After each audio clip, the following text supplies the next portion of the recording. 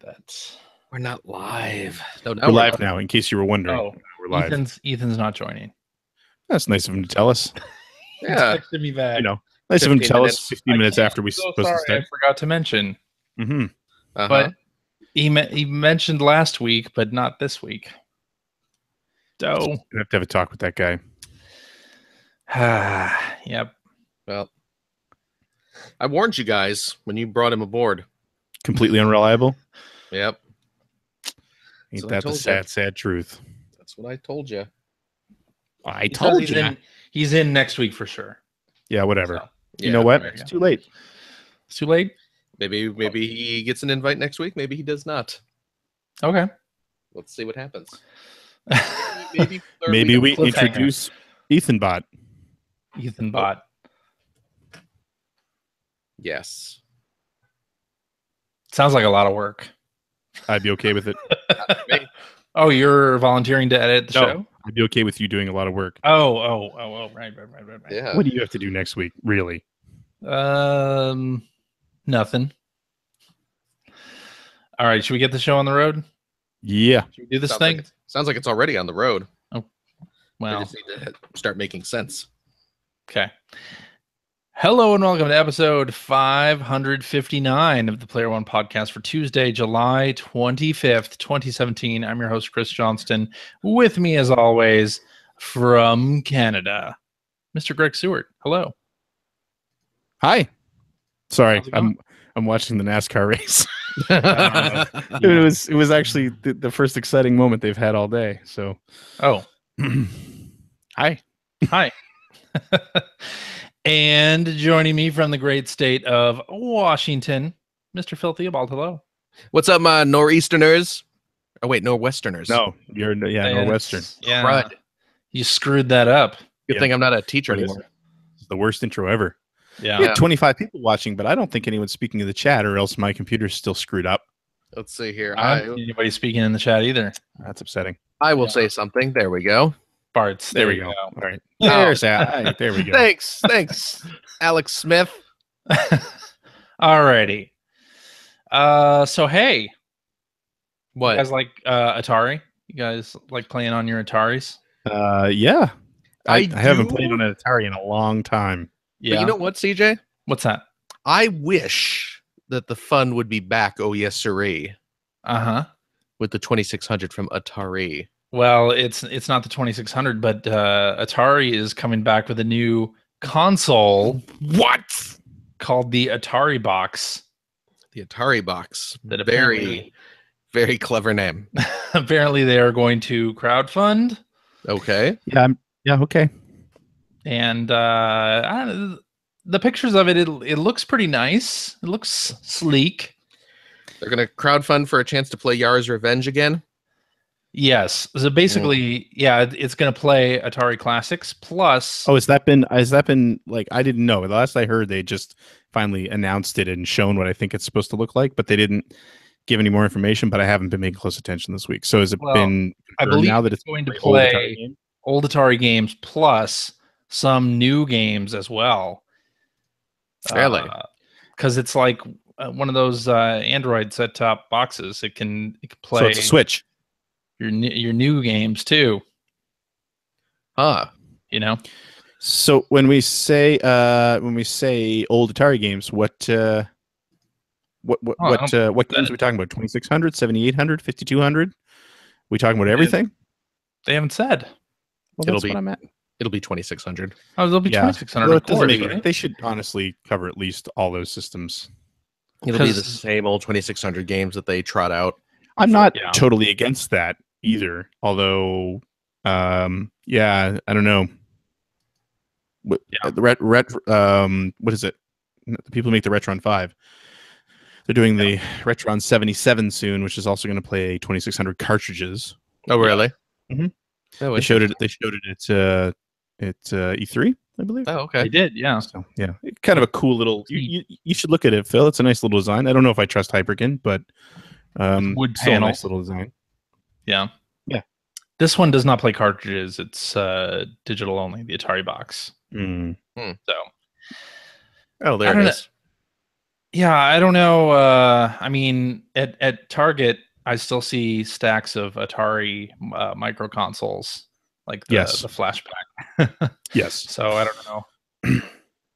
Yeah, that's the thing, right? I mean, and those flashbacks are all right, but I mean, they're not also. I believe they're still not HDMI, right? Are they all right? So yeah, I don't really really all know right? what the is like on those things. They're terrible. Yeah. Okay. So Yeah. there you go. It's the same thing. Like people were talking about. People have been talking about other sort of classic consoles that have been available for the longest time when the NES Mini was coming out. But I mean, you know, the Like their difference being, Genesis. the difference being that the emulation on the Mini, while not perfect, was good. Yeah. As opposed Versus to all those other flashback style absolutely consoles that are terrible. just garbage. Yes. Like the various at games portables. Oh that- God, The Genesis system that they did. it's just terrible. Yeah. Yeah. Yeah. It's not good. It's not Well, good. I won't be backing an Atari box. I don't think. No, that's the other thing. Is it Atari is still Infogram, right? That's still the same company. I don't think so. I think it's a Really? new company now. I don't know. Oh, I think interesting. somebody else owns it now, or owns the Okay. name anyway. Hmm. So, Hmm. but speaking of micro consoles, the Super NES Classic went up for pre-order on Friday night at Walmart. I Dot missed com. it. And you know what? I had one in my online shopping cart. Really? And Yeah, what but happened? can't pay with Canadian credit card. Oh.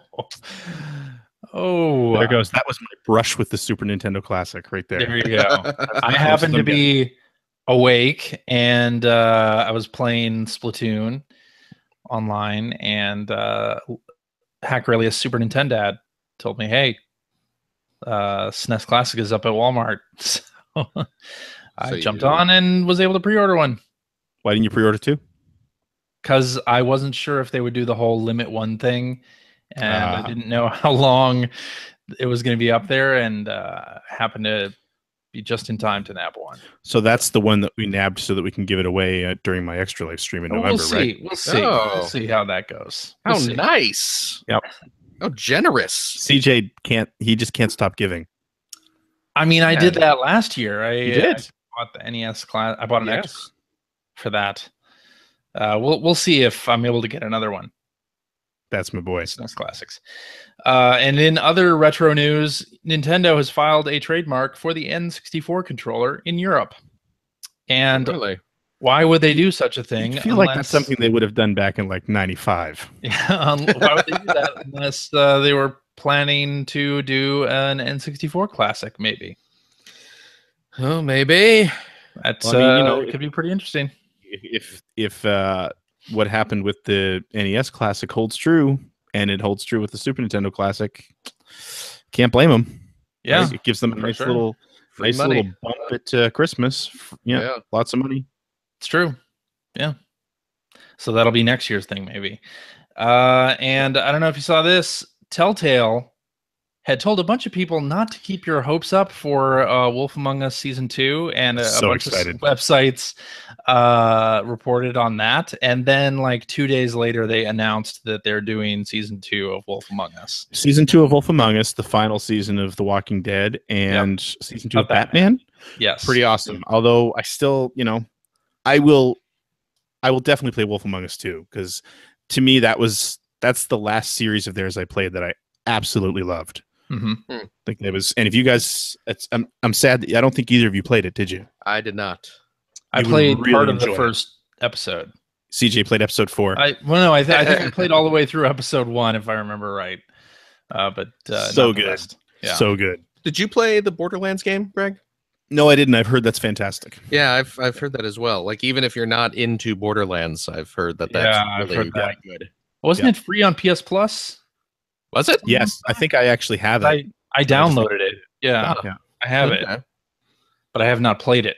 But yeah, like I mean, I ended up downloading the Batman, the full season of Batman, and I played one episode. I just didn't really go back to it. And yeah, but Wolf Among Us was so good. So I'm really excited about that. I will definitely be jumping into that one. I did the same with Batman. I thought going forward with the Telltale games, maybe I'll wait until all the episodes are out. Right. And then pick it up, especially since they're usually at a discount. Exactly. Yeah, I did that with I think with Guardians of the Galaxy. They actually just went. They had a sale recently as well, because that series isn't done yet. But I mean, I think 3 episodes in, and they were like, there was like a big sale for a full season, which I didn't bother getting because there'll be another one. Exactly. And I'm not dying to get it. So yeah. Alrighty. Well, I guess we just hop into what we've been playing now. Yeah. 11 minutes into the show. That was quick. That was so fast. Oh yeah. Well, I guess we'll talk about Nintendo voice chat when you get to Splatoon 2, right? Well, we can talk about that right now. Yeah.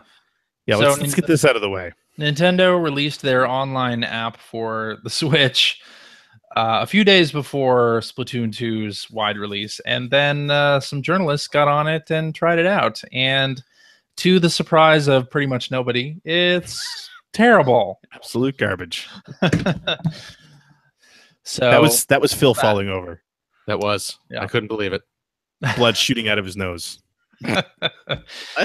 To me, the worst thing about it is that on both iOS and Android, you have to leave the phone active. Like the screen has to be on, and the app has to be active in the foreground in order to chat. Like the minute you background it to check a text or an email or anything else, or even pull down the notifications window, it shuts off. Although the notifications window thing, I've heard different stories on, because people that were tweeting about it were saying that they weren't having, that was on Android, I think.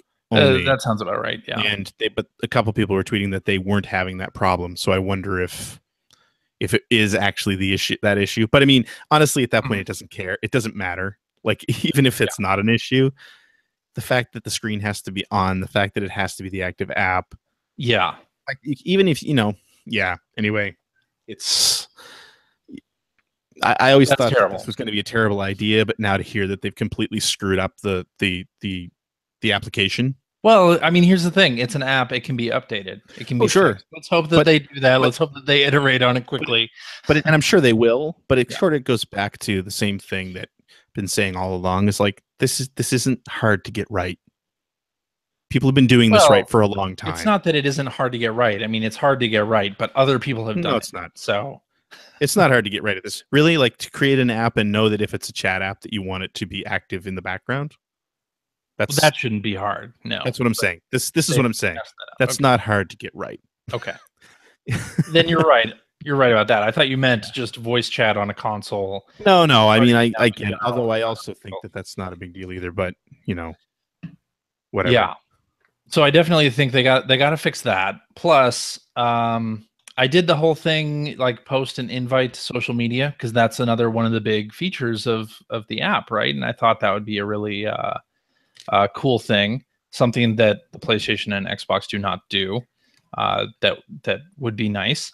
And the problem with it is it does post a link, but it doesn't have an image or anything on it. And I don't know if you like read everything you see on Twitter, but usually like posts with images are the ones that catch people's eye.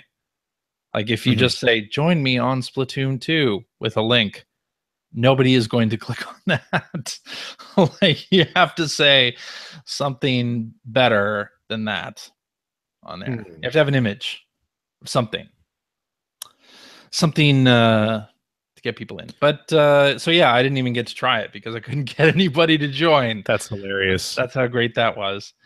And yeah, you can only use it for private games. You can't use it for like partying up to go into public games in Splatoon 2. That kind of sucks too, right? I mean, I totally would get the idea of not being able to just talk to randoms when you go into a public game. Sure, that makes sense to me, right? Like, you want to protect the chillins, and you also want to make sure that the people who just don't want to deal with random idiots screaming over the microphone, we don't want that to be a problem. But not being able to party up and move game to game seems insane to me. Or not being able to party up and play in the public games. Like, yeah, that's what I mean. Let's say, and this happened all this weekend. I've been in the random games, and you can join your friends in those games. And so I've had it where we've had like 6 or 7 Player One listeners and people who are on my friends list in the room, but we couldn't chat because that's not how this app works. So we did go to Discord and use that instead for a little while. So that worked out. Yeah. And that shouldn't be that way, right? Like they should copy the features of Discord at the very least and allow you to and that's the thing, right? Like the second you have to go use something like a Discord, that to me is like that is the official failure of the app right now. Yeah, totally. When you've got other apps that can do exactly what you want them to do. Yes, they're not connected to the game, which sucks, but right now it feels like this app doesn't even feel connected to the game. So it doesn't. Yeah. You're right. I mean, I think the feature they have where they divide the players into teams correctly and then bring everybody back once the game is over.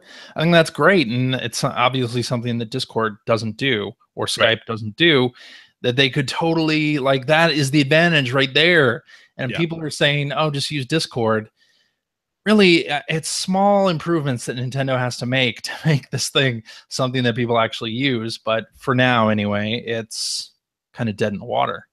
Yeah. Which is unfortunate. However... But which we all expected. Which we all kind of expected. I expected there to be technical issues outside of features, but not enough people were using it to even come close to that. So I guess that worked out. But... it does have some interesting implications for Splatoon 2. It has Splatnet 2, which is sort of like your Halo waypoint, but for Splatoon. Okay. You can go back and see all of your stats. It keeps the stats for the last 50 games that you've played in matchmaking. You can go back and check that out, including like who you played against. And if you have to report anybody, you can report players through the app, which is interesting. You can also buy gear in Splatnet 2, and it updates. It's basically like a rolling update where every hour or so they'll bring on a new piece of gear that you can buy and then deliver to yourself in the game. This is stuff that is not being sold in the in-game shop. But the other issue there is, doesn't it not check against what you've got in game to see what you already own? That's correct. I mean, it doesn't do that. Yeah. That's true. So you could buy things you already have. You can buy the same thing twice. Yeah. I have heard that. Yeah. So that's not good. That needs to be improved. But anyway, it's kind of an interesting little app. I've used the shop to buy like at least 3 or 4 things that have 3 power-up slots on them. So yeah, because the first day when you get Splatoon, the shop only offers you 1 slot gear. And on the shop, you can buy things that have 3 slots. So why I don't know what any of that means. Do that? Well, just play Splatoon. You'll figure it out. Probably not. But anyway. Okay. But anyway, yeah, Splatoon 2. I've been playing it all weekend. Yeah. Sound like you're having a really good time with it. It is the bee's knees. The bee's knees. The bee's knees. The dog's bollocks. Yes. Hey, there's a bee. Phil's quick with the bee transformer. Look at that. Never know. That's right. What kind of transformers I'm going to have sitting around ready. Phil is our very own prop comic. Hey, did someone say a bee's knees? Right here, the bee's knees, as you can see. What about the dog's bollocks? You got that? Buzz, you got buzz, the dog's buzz. Yes. And over here. Right here, I happen to have the dog's bollocks. Which Mega Man dog do you have? Right there. Oh. So yeah, it's real good. I've only played like right past the first boss in the single player mode. And then I played a ton. I got to play the single player mode. I can't believe I haven't played the single player mode yet. Have you been playing multi? Yeah. Then how have I not seen you on? Let's walk through this together, CJ. Yeah. If I've been playing the game, as previously stated, I don't know. You could be like my daughter and just wander around the square. And if I say I've not been playing yeah, the single player, then by process of elimination, I've just been wandering around the square. You've just been playing Salmon Run. I haven't played Salmon Run at all. Oh, okay. No, I've just been playing some multiplayer. Okay. Not as much as you have, certainly. No. I played like 50 matches on Friday night. Jeez Louise. I don't know. I don't even know how that happened. But the matches are 3 minutes long. So 150 minutes. Yeah, I stayed in one room for that entire time, and yeah, wow, that's a lot of playtime. That's like 2.5 hours practically. Jeez, I know. That's a lot of time. But yeah, I really enjoy the game. Obviously, it's a detriment to my free time to have it in handheld mode, because I can just pick it up and take it anywhere and play it on the couch without the television. Yeah, I've been doing. Yeah, it's great fun. Just like Splatoon 1. So what? So has the single player been improved? Like, what's the single player like? I mean, the single player, it's very similar to Splatoon 1's, right? Okay. Like, it's teaching you the weapons and some strategy to duck in and out of cover and climb walls, things like that. So, okay, at least at the point that I'm at, which is right after the first boss, that's pretty much all that I've seen. So, yeah, good description. But I played a bunch of Salmon Run also, both with randoms and with Kurbutashi and some other folks as well, and that was a lot of fun. It's like the horde mode basically of right. But it's pretty interesting and fun, and they mix it up and change the level around by the tide goes up or down and reveals new parts of the level. And sometimes you can get a nighttime level or a fog level where you can't see 2 feet in front of you. So that's pretty fun too. That's been fun. I'm not very good at that mode, but it was enjoyable. Cool. Yeah, I need to play more of that game. Yeah, has Finn tried it yet? Is he into it at all? He has not. No, he has not. Okay. So I can't say. I know your daughter is pretty big into it, huh? Well, yeah, Charlotte had played a little bit of Splatoon 1 with me, but in that game, the 2-player mode is popping balloons. It's not turf war or anything like that. So we happen to have 2 Switches in the house, and she wanted to play Splatoon 2. So we got 2 copies of Splatoon 2, and we partied up and played some local. You can just do a 1v1 turf war, as well, and that was a little bit fun. She practiced a little bit, and then we went online, and she did pretty well. Did surprisingly well online against people, especially once she got the roller, because she can really roller's a lot of fun. Ink some ground and roll over some noobs. So that was I remember that being sort of my favorite thing, my favorite weapon in the first. I remember in the very first game, that was the weapon everybody used. Yeah, early on. It really was. That's true. Everyone thought rollers were overpowered until they played enough to realize how to counteract them. Right. Yeah, but she's doing very well with the roller. So. And winning some games and getting some new outfits and stuff. She really seems to like it, which is awesome. That's cool. Yeah, it's great. You get to play with your daughter. That's great. Yeah, I'm a poor who doesn't have 2 Switches. I know. So, right, I forgot you have 2 Switches. You know what? I take everything back. Yeah, 2 Switches. Yeah. It's only possible if you have 2 Switches. There's no local multi or co-op or anything if you only have 1 Switch. So no, I'm not powerful enough for that. So, but you could show him the game, and you could have him. He could play. Does he have his own account on your Switch? He does. Okay. See, you could do that. I could if he showed any interest. Totally. I don't know if I want him exposed to chat with a bunch of random people. Yeah, or Miiverse posts.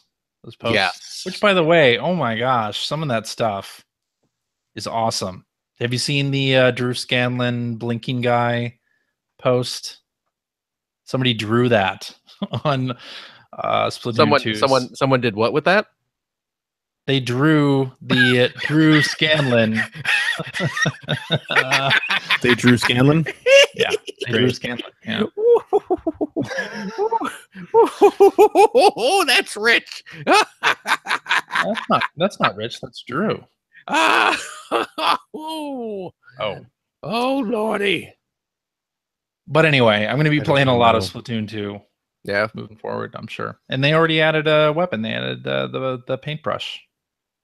Last night at about 10 p.m. They added new content there. So they're already adding content. You'll be glad to know I got that horrible Friday the 13th game just in time for you to never play it again. I know. I saw that. So that is fantastic. I'll be back to Friday the 13th. You were all like, "Oh, hey, we push an update. We can use Patreon dollars to get." And we did. We can get us all Friday the 13th. So I totally invested. So Phil, that must mean you played it then. No, I didn't. I don't know. I'm waiting to play against people I know. Okay. I don't want to deal with some random jerks. All right, making fun of me because I suck at the game. I want people I know making fun of me because I suck at the game. Okay. I still got to get my copy. Should we do that? You want to do that on like Friday or Saturday upcoming? We'll see. Okay, we'll set something up. You away from Splatoon. That's okay. I can quit anytime I want. Yeah. I've heard that before. Yes, indeed. I've also been playing Kingsway, which I have also been playing Kingsway. Brand new release from Adult Swim Games. Well, I'll let you talk about it, Greg. Because when you talk about it, it's a commercial. That's right. I haven't been playing Kingsway because no one gave me a code. Dun dun dun. Well, talk to me after the show. Maybe I can. I'm talking to you now, buddy boy. I'm calling you out. So Kingsway, man. Kingsway. Normally, when CJ sends me a code for a game, it's terrible. I know, right? CJ sent me a code for the game. I was playing it day one and didn't really know what to expect. But yeah, it's sort of a clickety-click RPG, and it's all done in sort of Windows 3.1 style. So you're literally playing on a desktop. Clickety-click, you say? Click. Yep. The Chinese chicken? Yep. I don't know what that means. But anyway, it's part of your heritage, Greg. You should know that. You really should. CJ knows what I'm talking about, and he's know exactly what you're talking about. And he's a U.S. citizen. I know. It's anyway, a reference. So my first playthrough. CJ almost lost it there. We making bare naked ladies references? That's that what the one. Okay. That's the one. Yeah. Yeah, I knew that. No. So anyway, it's a really cool little game. I thought, it sounded interesting anyway, but after playing it I've played it probably for about 4 hours now. Yeah. This past week, because I've fired it up a few times since the opening night stream. Yeah, I really like it. I really like how it makes combat interesting in what should not be an interesting mechanic whatsoever. Because so everything's done in sort of a Windows 3.1 style, although you got a Windows 95 style taskbar at the bottom. I had that pointed out to me during the stream. And like all you do is click to places that you want to go, and then as you're traveling, using a little loading bar, which is inspired, and you can hear the noise of a hard drive being accessed, like an old school hard drive being accessed in the background. Yep. Enemies will pop up, and early on, the easier enemies, the screen just pops up, and you have all your options below, where you can attack, or you can defend, you can run, and that sort of thing. And so, you hit attack, and there's status. There's sort of like a real-time battle system going on. So, as your battle bar fills up, you attack, and vice versa. But as you get to harder enemies, they start doing more interesting things with the actual desktop, which is like their battle windows will be moving around the desktop the whole time. So the challenge, of course, is to click the right button while it's moving. Or you'll have things like there's a certain mushroom enemy, like fungi or something, that when you attack, fungaloid, there you go. When you attack it, eventually it'll spawn 2 smaller enemies, and they're all in their own windows, and they're all moving, and you have to sort of make it the active window, and you have to click to attack all these different things, and you just have to manage. That's how you manage enemies, is by managing multiple windows, usually when they're moving. Or things like a poison attack, what will happen is a little window will pop up, and you can actually avoid it, but the thing is moving really quickly across the screen, so you have to click. You have to be ready for it, and you have to click. One of the more interesting enemies that I found the other night was an enemy that every time it hit you, it actually minimized one of your active windows. Oh. Which I thought was really, really neat, right? Because, for example, just to point out why that's important is because if where you've got your pack and that's where you keep your potions and things like that. CJ actually was on my stream the first night and gave me a nice little pro tip, which was when you double click on a potion. Yeah. When you double click on a potion, there's a dialog box that pops up and has the word use. So if you double click on the potion and you leave the dialog box open, it's ready to go at a moment's notice. But of course, you hit this enemy and he starts to randomly minimize maps and your character screen and your potion screen and everything like that. So it's just a really, really original feeling, but also sort of that gives you itches that whole nostalgia for mid 90s computer gaming. I really enjoy it a lot. I'm really digging it a lot. It's for $10 you're getting a lot of game, and it's got that just one more game feel, because when I first jumped into it, my first character of course was Ethan, because the chat always wants me to name everything in all my video games Ethan. He died pretty quick. And my second character is Phil. Hey. He died pretty quick. My third character was CJ. He died pretty quick. I lasted a little bit longer. CJ lasts a little longer, I've been told. Yep. From various conversations, CJ will last a little longer. I've seen the footage, but it's got that it's an RPG, but it's got that just one more play feel that you get with something like Rogue Legacy or any of those types of games. So really, really digging it. Like I said, I've jumped back into it 3 or 4 times this week, which is not common for me when I'm playing other games. I try to finish those first. But I had a really, really good campaign going this week, although there's a shadow that comes across the land. That's right. Because I was trying to take my time, but there's this shadow that starts coming, and boy, there's some heavy enemies. My latest fan fiction, latest Sonic the Hedgehog fan fiction, There's a shadow that comes across the land. Your non-official sequel to Ready Player One? No, don't even get me started on that. But anyway, I don't really know what's going on with that yet, because I don't think I've had it explained to me in the game, but I ended up venturing into that shadow for something and got attacked by these crazy shadow enemies that just decimated me. So got to play again. Obviously, I have to speed up, but it's a really neat little game, and I highly recommend it. It's $10, and you definitely get your money's worth for $10. So. Yeah, it's a ton of fun. And the developer, Andrew Morrish, is Canadian, and he did Super Puzzle Platformer Deluxe as well, which is another fine game, also published by Adult Swim Games. Look at that. Yeah. And didn't you say that the person who did the music in this game? Yeah, it's the guy who did Duck Game. Yes. For us, Landon Podbielski. Yeah. Even little things like that too. Like if you want to play music in the game, it pops up sort of an old school looking MP3 player interface window, like a Winamp style window, and you can set that on random. It's really cool. You should check it out. It's a lot of fun. Cool. It's a fun game. I'm glad that CJ did not pay me for that. So. Unsolicited. No, it really because I mean CJ is usually very kind with codes for games that he releases, and I don't normally come on the show and praise them like crazy, but this one I really dig. Awesome. I'm glad you liked it. You did something right once, CJ. Good job. Yeah, good job, right. CJ. Woo! You're gonna go far. You're gonna be somebody someday. One of these days, yeah. Be somebody or be somebody's fool. What else have you been playing? The only other game that I was playing this week, as I said before, I've been having people who donated to Extra Life or who are subscribing to my channel over at Twitch TV/Seward. They've been choosing games for me to stream on Thursday nights.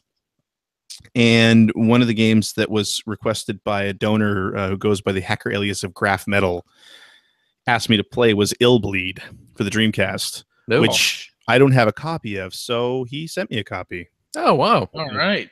For the Dreamcast. This is one of the, I think it's fairly early, right? One of the early RPGs, survival horror games for the Dreamcast. And it is weird, man. Yeah. Just weird. So you're going into this. The developer? The developer is, I don't remember. Crazy Games, maybe? Yeah. It's a Japanese game. Crazy Games. Is it Crazy Games? Formerly known as Climax Graphics. That's it. Climax Graphics. Who I want to say did Blue Stinger on the Dreamcast before this. You might be right. It was released. You guys remember this name? It was released here by AIA USA. Yeah, and they did indeed do Blue Stinger. Yeah. Okay. Huh. Which is also so anyway, a game. Yeah, it was. So anyway, the whole idea here is that you're going into this like horror theme park, and you do different episodes. So the first episode, which I didn't get past in the hour and a half that I played, was you're greeted with a story where it's like a hotel that burned down, but the man who owned it had a full baseball practice area in the basement of the hotel. And when it burned down, I think it was his grandson that was going to be a big baseball star, and he ended up dying in the fire. And then the grandfather survived, but he was a twisted, burnt mess, and he ended up going and murdering a bunch of people and all that. So the whole idea of the game is that you need to survive. Yeah, it's a baseball game. You need to survive going through these levels, and sort of you need to solve whatever problem, like you need to remind. I think in the first level you need to remind this grotesque grandfather creature of his grandson. You don't have any weapons at first, and the place is littered with traps. So when you walk into an area, you have this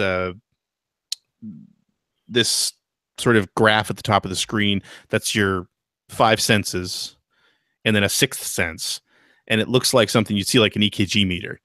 And as you face different ways and you walk different ways, you'll see some of them start to get active. And the whole idea is that when you get into the sort of the zone of a trap, like something will jump out at you, or blood will bubble up from the floor, or something will reach out and attack you from a wall or something like that.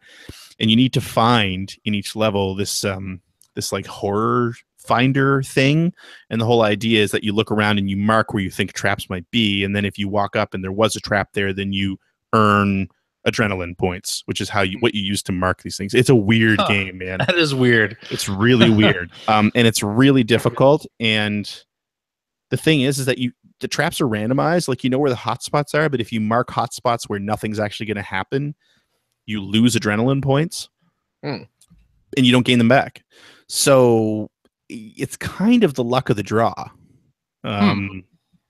But eventually you find other characters, and there's this whole like character management thing that happens. It's an interesting game. I don't know that I would really ever play it again. But if you remember, CJ, I think you would remember this, and maybe you will too, Phil. This game has an infamous commercial online, which I highly suggest you go look it up. And I remember at EGM it was kind of famous within our staff because that was the one that had the line, "You'll shit with fear." Remember? Right? I do remember that. You'll puke with excitement. You'll shit with fear. Wow. It was bizarre. So I highly recommend, and sorry for the language, obviously, but I highly recommend you go look it up because it was just the weirdest commercial. I have a phobia, though, where whenever I defecate, that's how I do it anyway. With fear? Yeah, it's always with fear. Yeah. So always has to be with fear. What is happening to my body? You don't need to play this game then, clearly. Yeah. So anyway, yeah, Illbleed. That's the other game that I played this week. Okay. Yeah. That's nice. me. Hey, Phil. Um, You get some of these sweet amiibos there. Oh, here we go. Got your Inkling boy there. New amiibos came out. Yes, I got my Inkling girl. I got my Inkling boy. I got my Inkling girl. Yeah. I got my squid, not kid. The huge squid compared to this series 1 squid. Yep. Yeah, see that? It's good. I got my quality amiibo craftsmanship. I got my Bayonettas, which I'm very excited about. Woo! Oh, player one, 1 player 2. and player 2. Which one's better? Well, short-haired Bayonetta is best Bayonetta. Okay. Let there be no mistake about that. I don't even know what we're talking about anymore. Well, Bayonetta with her short hair in Bayonetta 2. I never played the Bayonetta games. An amiibro. You need to fix that mistake. Yeah, I know. Yeah. So I picked those up. And I've been playing some Splatoon 2, of course. Yeah. And I this week, the only other thing I've really been playing is, Best Buy. You guys know Best Buy. I've heard of it. Yeah. I've been there once or twice. No. Written a complaint about her once or twice. Right. Yeah, Yes. forgot about that. Uh-huh. They're having an online sale this past week, where a bunch of games were down to like $30. And Is that on the internet? Yes. Okay. So I don't know if it's in stores as well, but it was certainly online, where they had a bunch of games on pretty decent sale prices. Okay. And I took advantage of it and picked up the second Dragon Quest Heroes game. Cool. Nice. So I've been playing a little bit of that. I still have not picked that up. I want to, but Yeah. I didn't finish the first game, so Yeah, it's a game I'd like to grab, on a major discount for sure. Yeah. It's $30. So I figured that's good. it's pretty good. good for me.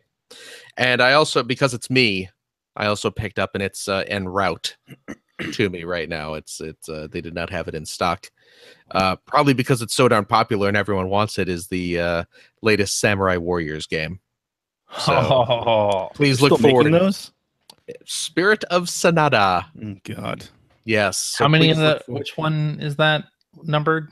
Well, it's not a numbered one. It's kind of like okay. a weird Gaiden sort of thing. So it's not canon, CJ. Don't worry. If you don't play it, you won't lose the story thread. Okay, good. Yeah. I was worried. There are 4 Samurai Warriors games right now. Yeah. Plus, of course, the expansions and the Empires spin-offs and that sort of thing. So, so that's all I've been playing this week, though. Okay. Otherwise, I've just been watching movie trailers from Comic-Con. Movie trailers this week, right? Yep. Oh my God. Yep. Thor looks amazing. Thor looks really, really good. Stranger Things 2 looks amazing. Stranger Things 2 looks really good. I'm really excited about Defenders. I don't know if anyone else is, but I did not see the Defenders trailer. That's Defenders, Marvel's Net- Defenders.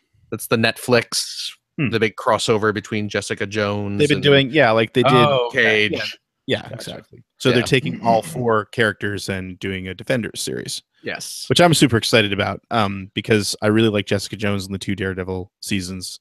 Yeah. Nick Cage, and Iron Fist, but wait, who did you say? Nick Cage. Luke Cage. Luke Cage. Nick Cage is someone different.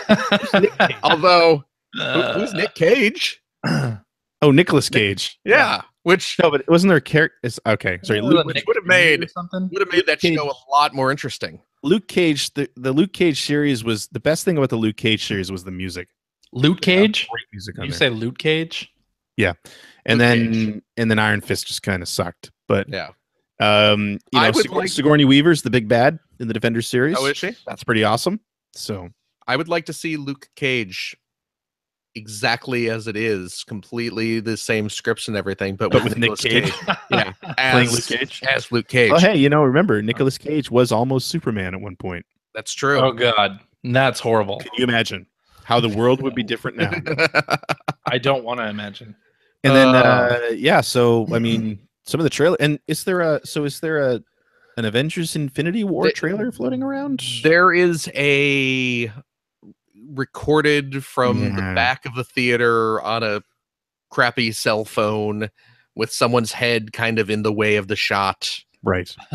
Footage of it, which I watched though, and it looks pretty good. Looks pretty And good. of course, I don't want to describe it to you. You're really excited about the Ready Player One trailer, I assume. I am super stoked about the Ready Player One trailer. I loved the book, as you know. Wait, that's Did you? Huh? That's not how I remember it. You know, Did you see the Ben Kuchera tweet about Ready Player One? No, what did Ben Kuchera say about Ready Player One? Hang on, I got to go find it because I think you'll agree with it. But wow, is it ever insulting? To whom? To everyone who might like Ready Player One. Okay. Yeah, I can't find the actual tweet, but the tweet was something along the lines of, "I feel like all the hype for Ready Player One is based on everyone who's excited, having never read a good book." It's kind of true. I mean, I hate still a little bit.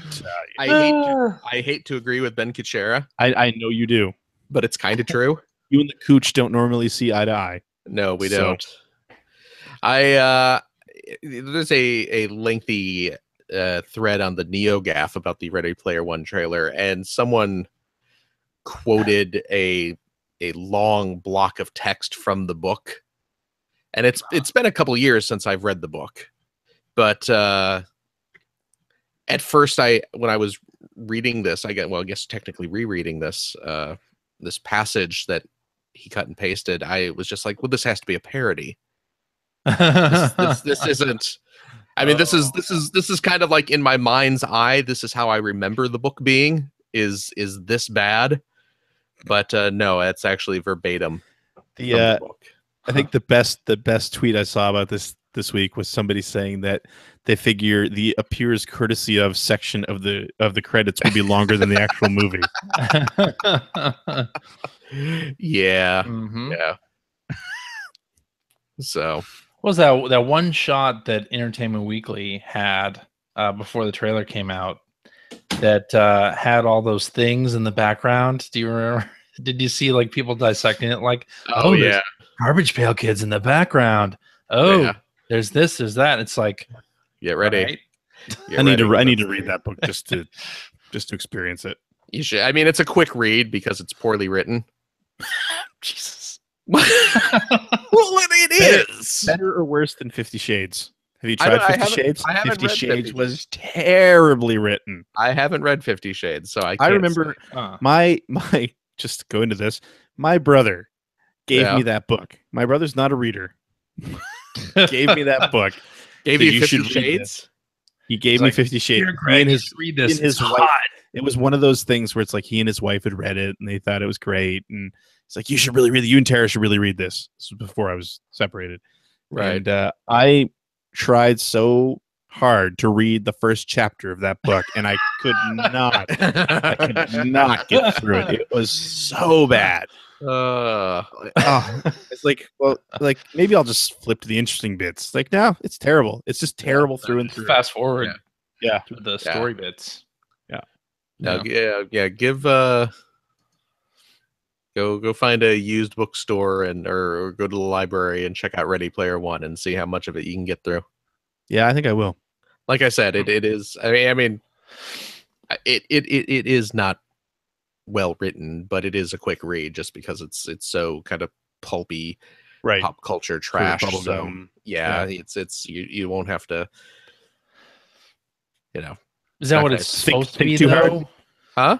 Is that what it was supposed to be? Well, it's supposed to be. Criticizing it for what it is? No, because there's good bubblegum kind of pop culture trash, and then there's just really masturbatory, just poorly written, poorly scripted, poorly structured Ready Player One. Okay.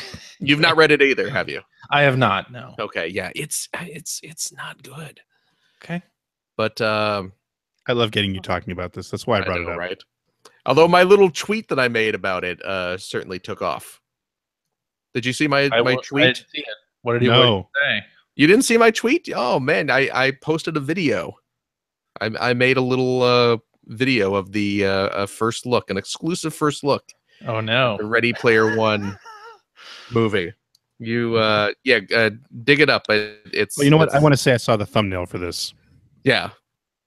Okay. You should watch. I mean, it's like 30 seconds. It's Worth watching. Yeah, it's Okay. worth watching.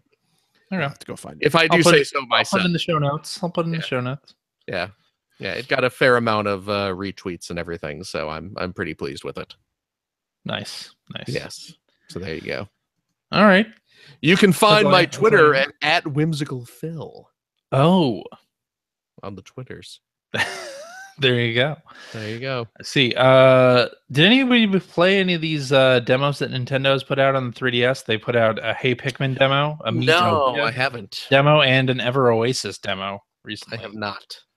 All three are pretty good, actually. Oh, yeah? I was kind of surprised with Hey Pikmin because I had heard from people who had played it that it wasn't all that great, and then I played the demo and was actually really pleased with it. So it's just like a relaxing, fun Pikmin game. And yes, it is side-scrolling, but they kept some of the puzzle-solving elements of Pikmin in the game. And So it's like an early 2000s Java version of Pikmin. Is that only better than that. Because that, Okay. yeah, better than that. let's check it out. But anyway, yeah, and Miitopia is that RPG that uses your Street Pass Mii's as Didn't there characters used to and be whatnot. an RPG that used your Street Pass Mii's? There as is, characters? and then they made a full game, and Let's it's called Miitopia. So you pay for this, Yes, it's a paid game. Yes, and you still need to, because I'll tell you, I There's a haven't had a demo, Street though. Pass in probably a year. Well, it uses your historical Okay, Street Passes, so all right, fair. it's fine from that respect. And the demo, you can save your data in that and use it in the full game when it comes out. So it's a demo Always on the a eShop good now. thing. Yep. Yes, and Ever Oasis went up in June. That game kind of got overlooked because it came out the same day as ARMS, I think, or right around that time. But that was a fun little action RPG as well, with a little bit of town building mechanic built into that as well. So I enjoyed all three of those. So if you have not checked it out, Yeah. do that. Check it out. Very Check it nice. out. Check it out. Check it, Yes. check it out. All right. Should we go into tweets? Let's tweet it up. Tweet. Never gets old. Alrighty, let's start off with this one from Hacker Alias, Rich Grisham, who says, pick one game this fall that you have to have. Just one. Mario. Forza 7. Mario Odyssey. Done. There you go. I think we did it. Although before that, Splatoon 2 would have been my must-have. Really? But that's out. That's out now. I already have it. It's not a fall game. Then it's not a fall game. Exactly. It's a summer There you go. game. Yeah, that would have been a terrible answer, CJ. Okay.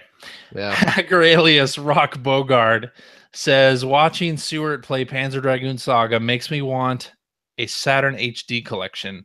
What games should be on this compilation? Dragon Force, man.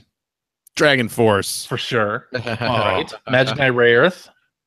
Yep. Yeah. Yeah. Yep. I mean, you got the standards. Panzer Dragoon, all Panzer three of Dragoon, those. all three of them, all the Fighters virtual Mega fighters, Mix. including Kids, Yeah. Fighters Mega Mix, Fighting Vipers, all the fighting games, really. Yep. Last Bronx, Daytona. Best version Sega of Mega Rally. Man 8. Oh. Yeah, best version. But that's Castlevania. so many good 79. games. So much. Guardian Heroes, Oh, Guardian Heroes. right? Yeah. Mhm. Good game. Yeah. Good game, that Guardian What Heroes. else? Hang on, I'm going to go down my list here real quick. Was the Gun Griffin. Summer Olympic game and then the winter Decathlete, and Winter Heat, Decathlete two of and the Winter best track and field style games you will ever play. That's Those are true. both Good. Yeah. Yeah. Sonic Jam. Nights into Dreams. Nights. Yeah. Yeah. Power Slave, Radiant Silvergun. That's the one I was looking for. Oh. Yeah. All Sega the touring Capcom car, fighting games, Shin Capcom Shinobi. vs. SNK. Yep, Shining Force games. So many Yeah. good games. Oh my god, it'd be so great. Saturn was a great system. House of the Dead, Yeah. Virtual Cop 1 and 2. Fantastic Ooh. games. Very good games. Yep. Oh man. Every time I look at my Saturn list, it just makes me want to play Saturn games. A stall. A stall. And Yep. Clockwork Knight. well, Clockwork Knight hasn't aged all that well, to be honest. no. But Yeah. you know, it was still It a was thing. a launch game. Yep. Sonic Right. R. Ah. game's terrible. But the theme song to that was pretty good. Though. Mr. Bones and Three Dirty Dwarves. Yeah. Three Dirty Dwarves was a good Classic. game that no one's played. Would it That was a good game. would it Legend of Oasis. surprise you, Greg? Would it surprise you to hear that I was talking about Three Dirty Dwarves and Mr. Bones not like 2 or 3 days ago at It work? would not surprise me to hear that you were doing that. No. And I don't mean that. I'm not being sarcastic. I'm No, just no. because, Mm. you know good stuff. Yeah. What were I you- actually haven't played Three Dirty Dwarves. Really? No. It was a cool. It It was was a brawler. Yeah, where well, you swap through. It was like Lost Vikings in a way because you would swap through the different characters. Right. Pretty neat. By Appaloosa Interactive, I believe. The same folks who made Mr. Bones. Mr. Bones was really cool Nice. too. Yeah. But yeah, It's a weird game. lots of good games to choose from on the Saturn. Indeed. Hacker alias Legend Whizball says, is reviewing games today more difficult? Many are updated and weeks or months after release are totally different games. Absolutely. Example, Bomberman R. Mm. Absolutely. I wouldn't want to do that job anymore. Yeah, no, I don't think so. And it's more difficult for a lot of other reasons as well. So many games are coming out. Yeah, and I mean, we're in the era now where all your news and everything happens on the internet. So Right. you're working to release, within a minute of every other competitor out there. It's not like it was back in the day where it's like you have this set publishing date and you just want to make sure you get something done by then, Yeah. which means you can actually take the time to play it. But again, your lead times are so bad that the way the world works now, it would never have worked. Your review would come out and you'd be 2 or 3 versions behind what was currently available. Right. So, Right. yeah. Well, and then there are Really games like, Overwatch or Destiny that Right. have changed completely from what they were at release. And yeah.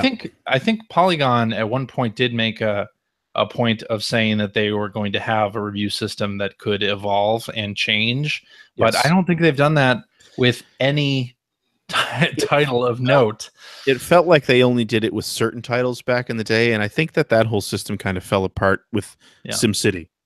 Yeah. Because that was just such a complete cluster fuck. Yeah. They and Polygon dug in on that Yeah. one for some strange reason. Yeah, they really. Yeah. They did. and sort of made fools of themselves. But no, but I mean, even we were running into it even near the end of the EGM era, where like you would have things like SOCOM as an example, Mhm. where there was a big online component to that game. I mean, the main game was online, and the way that you would review it is that you would get set up with other journalists in a very controlled. Yes. Either you would go for games like that. Either you would go to the publishers, like an on-site gameplay test, or you would have something that was set up by the publisher to play. And the thing is that that's great, but it's so controlled, and it doesn't take into account things like server load or players griefing you or any of that stuff. So do you remember which game was it?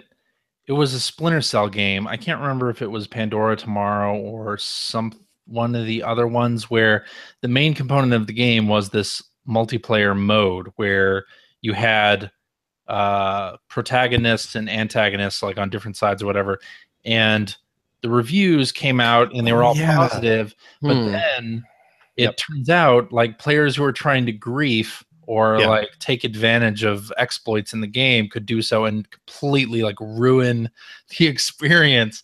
And you didn't have patches back then. Like you couldn't really fix that aspect of the game, so it got high marks, and then it was a terrible experience when it actually came out. And again, like that was a group of people who were trying to play it properly, and the entire review was built on the experience of everyone being, you know, mutually respectful of what the system was trying to do. That's right. Yeah, it was Which a completely different experience how than it actually came out. Right, exactly. It's not how people who when they get your game in the wild. That's not what they do. Yeah. So no, I wouldn't want that job anymore. Definitely. Yeah. I love doing it, but I love doing it back when this wasn't a thing. I like playing games now. Instead, it's nice to be able to just play whatever you want. Yeah, playing what I want to play and enjoying some of these games as a service games that you know, live on for months or years. Like you can do that if you don't have to review a new game every week. Or yeah, it's fantastic. I like that. All right, Hacker Alias P.O. Rowe says, why do you think Grand Theft Auto 5 is outselling titles like Horizon Zero Dawn? Is it the game you buy when you upgrade to a PS4 or Xbox One? Haven't they released tons and tons of content for GTA 5 Online? The online mode, yeah. Yeah, it seems like every other week you're reading about something new coming out. Like new vehicles or new skins and whatnot. Yeah, there's a lot of stuff. I mean, GTA 5's been out for quite a while. It has. Have you seen, I think somebody, I think it might have been Z Huge on Twitter, did like a sales graph, and you know, GTA 5 debuted really well. Yeah. But the plateau is like so much higher than GTA 4.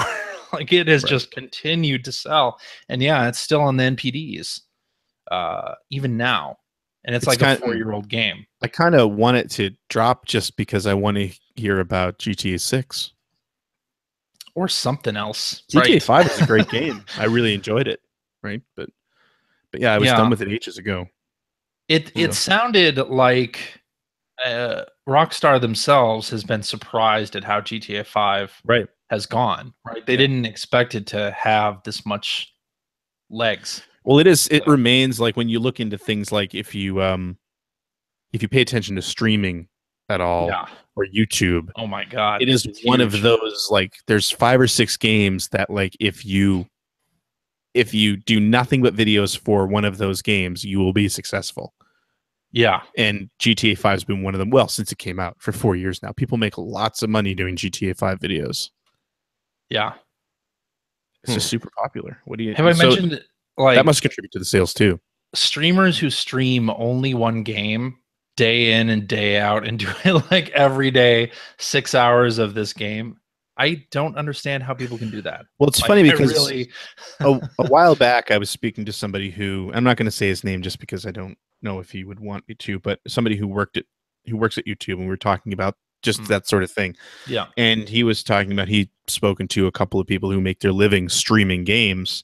And he mentioned at least one person who they make their living streaming GTA 5 and not streaming, sorry, doing videos of GTA 5, you know, tricks and glitches and crazy, you know, look at this crazy thing you can do if you edit this and all that sort of thing.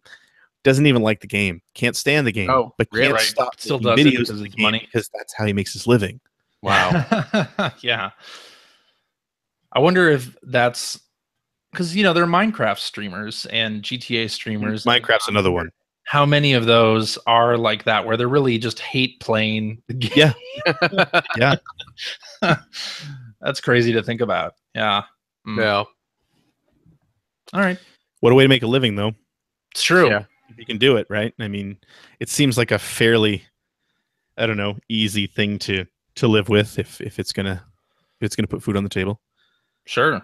All right, Hacker Alias Mathman1024 says, will third-party devs give respect to Switch as console sales increase or produce games as they did on the Wii, EA Sports? I think he means, producing games that are subpar. I think that if the Switch hits, the Switch is going to have to, the Switch is selling really well. It's going to have to sell insanely well for any of the major publishers to look at it as a primary console. And the only reason for that being is that really what the Switch is fighting for when it comes to that sort of development is it's fighting against the combination of the PS4 and the Xbox One and probably Steam. True. But Steam, I think, is less of a thing because at the same time, I'm sure whatever you make on, if you made something primarily for Switch, it would still translate pretty well over to Steam, right? But in general, it's like, basically, we've said this before in the show, if I can create one SKU of a product and spread it over Steam, PS4, and Xbox One fairly painlessly, that's still my primary platform until the Switch not only gains numbers that compares against at least those other two consoles combined, but also shows that third-party games can sell on the Switch because Nintendo does not have a good track record over the last decade for third-party games being a huge success on their consoles. Here's what I think will help is if you're EA or 2K and you're putting sports games on the Switch that you're also putting on PS4 and Xbox One, if at a certain point the Switch version approaches the numbers of either one of the other platforms, then you can start getting serious about it. Yes. Right? Yeah. And you probably have to see that happen with more than one game so that you know that it's not a fluke, right? But that's, I worked when I worked at HB Studios, we had our hands in the Madden series for quite a while. And one year I was the game designer for one of the Maddens on Wii. And not that they were cheap, but that experience was very much, okay, let's take what we had last year, which by the way was the PlayStation 2 code base. Sure. This was like the second or third year on the Wii, but let's take what we had last year and do exactly kind of what people always say they do, which is we're not doing new features. We might turn on old features that had gotten stale. We might bring them back and revive them. And we're going to update all the rosters and we're going to update the front end, that sort of thing. But that was development for the Wii. It was on the PS3 and the 360 where it's like, we need to come up with things like Ultimate Team or the career mode or anything like that. Like that's where the innovation in the series would happen. That's where they spent the money. The Wii was an afterthought. It was enough. It was a good enough seller that it was worth spending a fraction of the budget on. But it was not a primary console version, right? And that's where the Switch is going to be for quite a while because it's competing against two consoles that are comparable in power, and the Switch isn't the same level. That's right. I do hope we see, and I think I've said this before, like spin-off games or the Ubisoft bring back some of the Assassin's Creed games that were not on PS4 or Xbox One. Like bring those back to Switch, that would be kind of nice to have. But yeah, we'll see. I mean, and if anyone's going to do it, Ubisoft's going to do it, right? I think you're right. I think you're right. I think this holiday season is going to be really important for the Switch in terms of it's really going to be a make or break. Like if it continues to be a hot thing, then I think next year we'll see more larger third-party stuff getting brought to Switch. That was not previously even thought of as a possibility. So that's what needs to happen. The attach rate just needs to end up being huge for third-party stuff, not just Nintendo games. And I would say especially sports games. Yeah. If that WWE game that got announced a few weeks ago, if that sells really well on the Switch, sure, that'd be good. It's going to be good for everybody, pretty much. Agreed. All right, let's do this one from Hacker Alias Pinball RJ, who says, I bought a Sega Master System with a dozen games at a yard sale today. Are there any must-play games for the system? Oh, man. I have no idea. Phantasy Star. The Phantasy Star is absolutely a must-play, sure.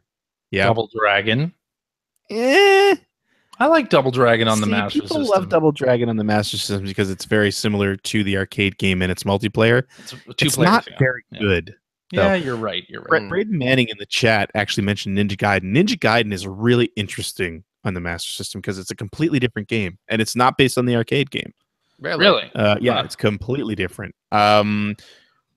Having said that, you definitely want to play the Alex Kidd games. I think Alex Kidd and Shinobi World. You should play them because is that a good one? Yeah. Also, I want to say Jurassic Park was Jurassic really Park on the really Master System? interesting on the Master System.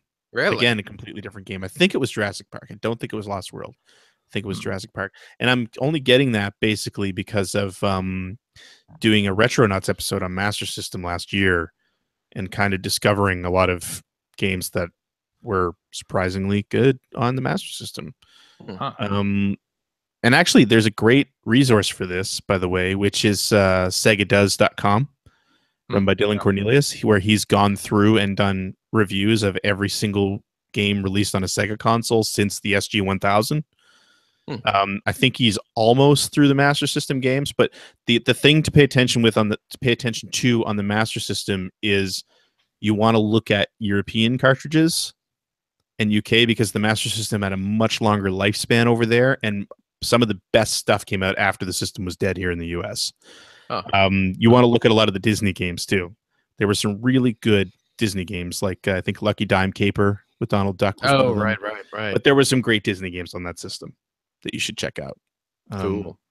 But yeah, definitely look at European releases, because the late life, as with any system, the stuff later in the system's life is always the best stuff, and all that was European, UK, Brazil. Those were the big places for that system. And yeah, the Wonder Boy games actually also worth. We've talked about Dragon Trap on the show here. Dragon Trap is amazing. Yes. So, yeah. Okay. Let's do this one from hacker alias Zero Kaiser, who says Paris Games Week is 1 week before the Xbox One X release. Do you think we will see Sony participating and cutting the price of the PS4 Pro there? Paris Games Week was the first place I ever tried the PlayStation VR headset. Oh yeah, played rigs in Paris. I would see them participating. I don't know.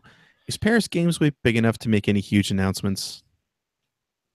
I don't know. Feels like Gamescom is kind of the next. I think you're right on that, but I think part of the question is, do we think Sony is going to drop the price on the PS4 Pro in response at all to the One X's I could see that. I could see that. I could see that happening, but probably only in conjunction. Yeah, and only in conjunction to a price drop of the standard PS4. Yes. Yeah.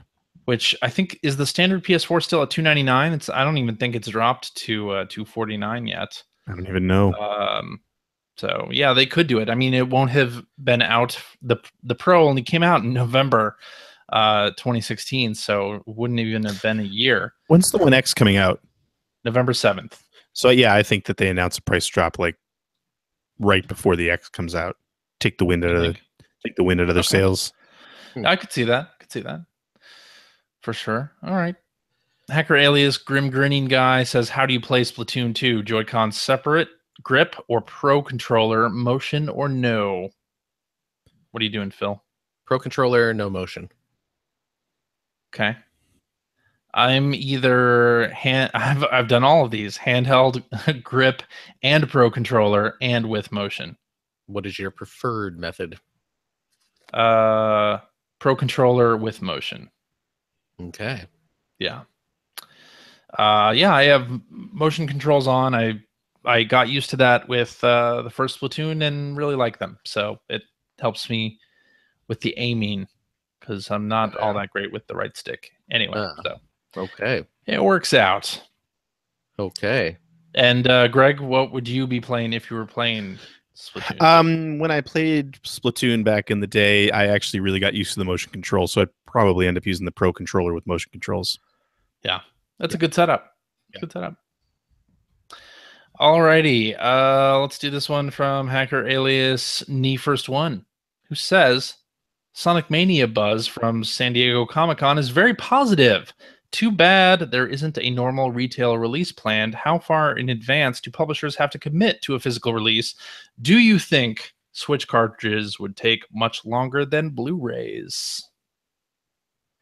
I mean, I think that have no idea what traditionally, yes. It certainly was true previously, like back in the day. Yeah.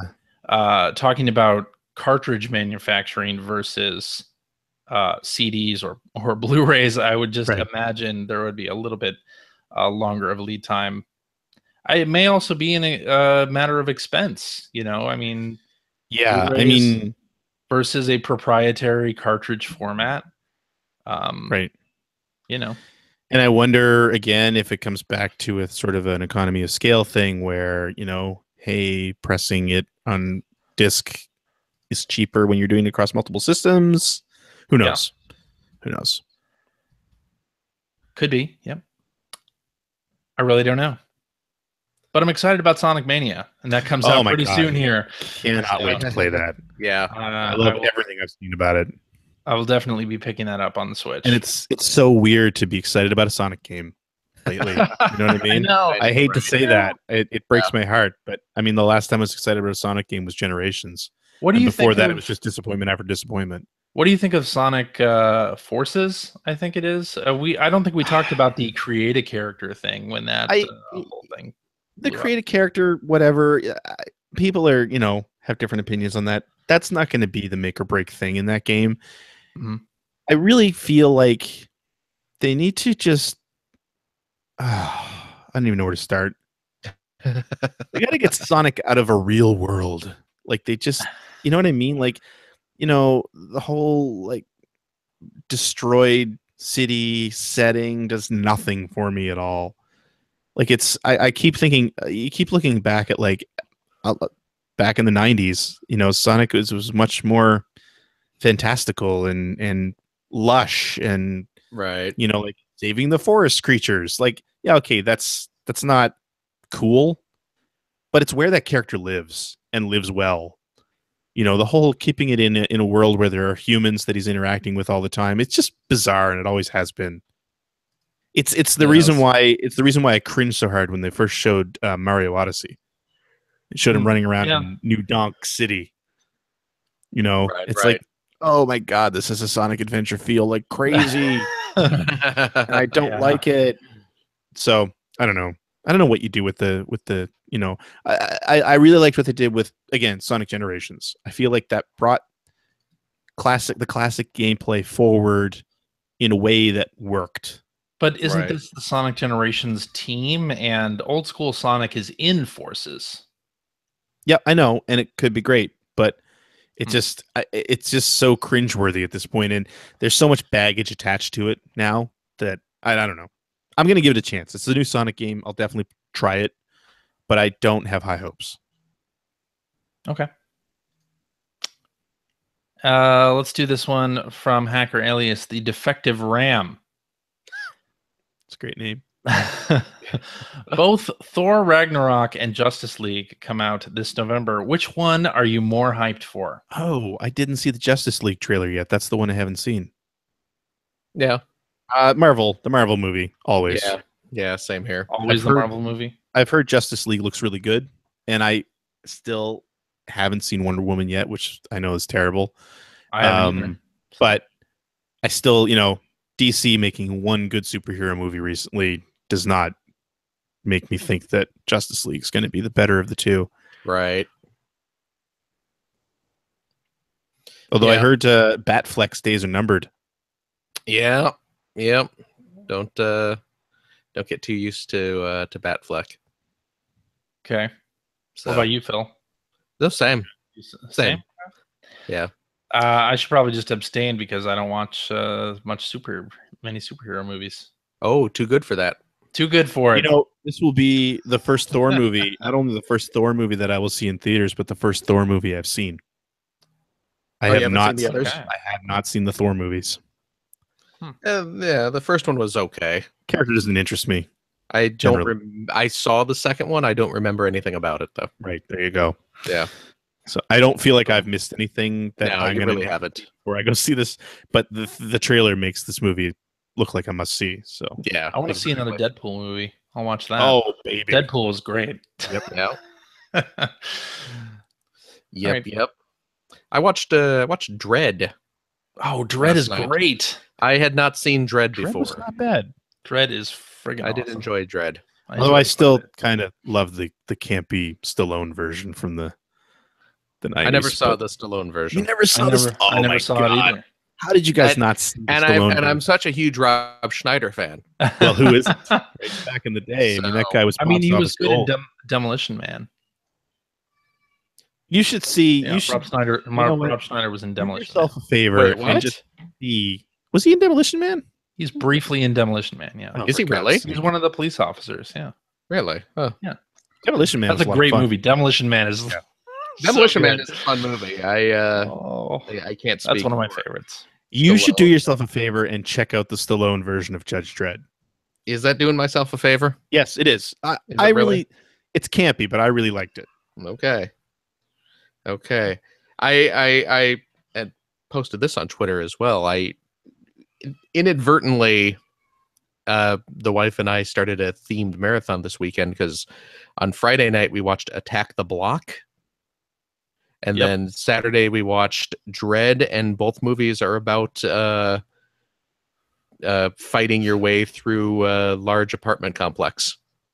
So, Nice. Right. Yeah. yeah. So I was thinking of following that up, finishing the marathon tonight with New Jack City. Kung Fu Hustle. Because Both work. that takes place all in one apartment complex. But then it's been pointed out that the Raid. Yeah. I should see the Raid as well, which I've not seen the Raid yet. So I need to, as I've heard that's really good. Yeah, draw those shades, right. Greg. Let's right. let's make this intimate. That's right. It's just us now. Yes. Isn't that always the way it is?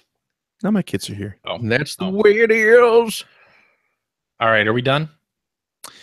Before we're done, can I just I have scheduled my next Extra Life marathon. Yeah. I will be playing through Snatcher Oh, for the Sega CD you know, for kids. on August 26th. So it's a Cool. month away, but it's scheduled. So I want to let people know August 26th at 8 a.m. Eastern, starting at 8 a.m. Eastern, playing through Snatcher for Extra Life in support of the Cool. IWK. Come out and check it out. It's a great game. I know a lot of people can't play it because it's another one of those games that's really hard to get legitimately. So Very expensive. come by They and should watch really it. do a re-release of that for PS4 or something. They really especially should. with the new Blade Runner coming out. They should capitalize. Yeah. Yeah, good call. Good Yeah. call. It would be Alrighty. nice. We done? I think we're done. Yes. Okay. Yes, we're done. Alrighty, and that is our show for this week. Thank you very much for listening. If you would like to comment on something you heard, or perhaps ask us a question, you can direct that to @P1Podcast on the Twitter, or you can go to our internet website at player1podcast.com. There you'll find, show notes, our contact information. You'll find episodes of Generation 16 there when Greg wants to do that. Yeah. So episode 108 has gotten a lot of positive feedback. Episode 109 will be going on early release a week from the airing of this show. Nice. Everyone likes the new single game format. They seem to. Yep. Cool. Fantastic. You also occasionally do blog entries about Sega CD stuff. Yes. I don't know when I'll be starting another one of those. Sometime soon. Cool. And there's a message board where you can discuss this episode with us and our other listeners, and information on Scoopfest 17. You can find that in our show notes, or go to heyscoops.com/shop. You will definitely want to come with us to Vegas the weekend of September 23rd and witness a live taping. An hour and a half long car crash Performance of the Player One podcast. We're going to do it live in front of an audience, and this is going to be fun. We're going to terrifying. Do some interesting stuff, maybe. I don't know. We've got some stuff planned, maybe. Come smell us. Yes. We smell delightful. Take a whiff. If you ask Long. nicely, we'll let you smell us. Okay. Yeah. If you'd like to subscribe to the Player One Podcast, you can do so by visiting player1podcast.com or by going to the iTunes Music Store. While you're at the iTunes Music Store, you can also invest $1.99 Cheap. to pick the Player One Podcast iPhone application. Gives you one-touch communication with us via the emails, the Twitters, the what have you. You also have all of our episodes ready to stream right to your listening device. And hey, Android cell phone telephone users, Player One Podcast iPhone application is available for your listening device as well for that same $1.99. Also cheap. You can find that right over there at the Amazon Android Marketplace. We're also on Stitcher Radio. You can like us on Facebook. You can see archives of our show and watch us live most weeks on the youtubes.com/P1 podcast. And if you've liked what you've heard, and how could you could head over to patreon.com/P1 podcast. Throw a few shekels our way. Keep CJ afloat in Splatoon amiibos. That's right. He loves them. And I will say we switched to a monthly thing now, so you don't donate per episode. And several people did change their patronage to reflect that, which was fantastic. Thank you, everybody, for doing that. But yeah, once a month, support the show and keep it free and all that stuff. And yeah, thank you. Thank you very much. Thank you to all of our Patreon listeners. Indeed. Yes. It keeps CJ floating in Sophia the First themed furniture for his home. That's right. Yes. And little amiibo. Make them dance, CJ. I am. Make those amiibos dance. This is what the people who don't watch it on YouTube are missing out on. That's what you're losing. Yep. That's right. You're not getting the full experience. Yeah. Yeah. Yeah. And if you're not seeing it live, it's not like you're hardly seeing it at all. That's right. Yeah. So tune in to watch us live. And if you have a couple bucks left over, head over to generation-16.com where you'll find a Patreon link to help support Greg Stewart's fantastic, recently renovated web series about North America's favorite second banana, the Sega Genesis. That's right. So single game format going now, and my setup is still per episode because while they're coming out a little bit rapid fire right now, they will slow down a little bit later on. But yeah, any money that you use to support that show goes directly back into making it a better show. So please support if you can. Awesome. And there you go. CJ. Yeah. Thank you so much. Thank you, Phil. Gregory. Yo. Thank you so much. Thank you, Phil. And just remind everybody, Tuesday and Thursday nights, Twitch TV/Seward. I'll be playing Persona 5 on Tuesday. Going to be playing Advance Wars for the Game Boy Advance on Thursday night. Oh, wow. 9:30 Eastern. Nice. Love it. Very cool. Okay, then, folks. I guess we'll do this next week. Let's do it. Sure. Okay. Let's do it. Toodaloo. Bye. Bye. Bye-bye, folks.